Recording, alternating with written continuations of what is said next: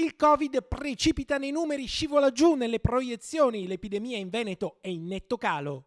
Di certo c'è un trend che si sta un po' ripetendo da 7-8 giorni ormai di calo sia sulle terapie intensive, lo vediamo nei grafici, e anche l'algoritmo ci dà una proiezione in calo sia non solo sulle terapie intensive ma anche sull'area non critica.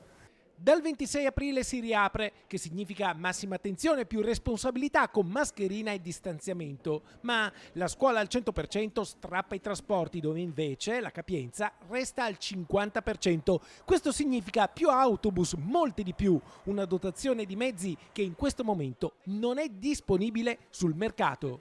Voi capite che per un principio proprio matematico minimo bisognerebbe raddoppiare la dotazione. E uno può dire, stando sul divano di casa, e perché non lo fate? Perché non ci sono i mezzi. Non vi pongo neanche la questione delle risorse, che sarebbe già un grosso problema. Non ci sono sul mercato i mezzi. Infine, un grande risultato sugli anticorpi monoclonali. In Italia è una terapia che è stata somministrata a 2000 pazienti e 420 sono veneti.